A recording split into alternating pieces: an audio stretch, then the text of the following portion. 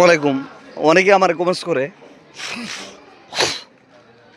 হ্যাঁ এবং না, যে দুইটা বুট,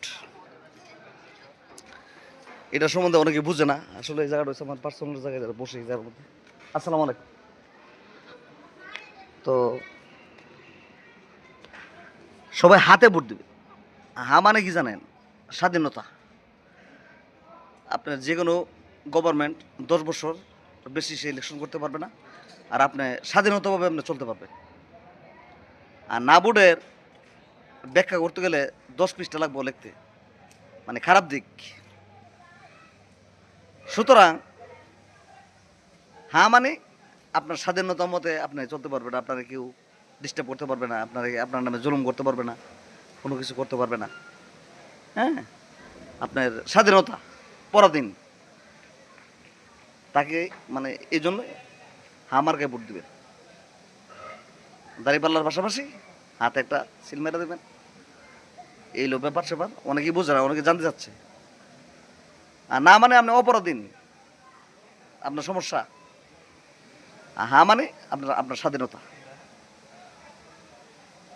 আর যে কোনো সরকার 10 বছর পর্যন্ত সে আমেরিকার মতো আর কি, আমেরিকা যেমন 10 বছর পর্যন্ত দেশ চালাতে পারে, বাংলাদেশেও মনে করেন আজকাল তুমি খারাপ করছো 5 বছর, তারপর তুমি বাদ ওই বৈষম্য ছাত্র সমাজের মতো মনে করো একদম সিঙ্গেল হইব। বাংলাদেশ এখন আর আগের মতো নাই। এই জন্য হাকে সমর্থন করবেন, দাঁড়িপাল্লা মার্কায় দাপা দপ মেনে দেবেন। হিন্দু বলতেছে, হিন্দুরা বলতেছে এই দেশকে সুষ্ঠুভাবে, আচ্ছা আপনাদের কাছে চ্যালেঞ্জ করে বললাম, আপনারা আমাকে দেখান যে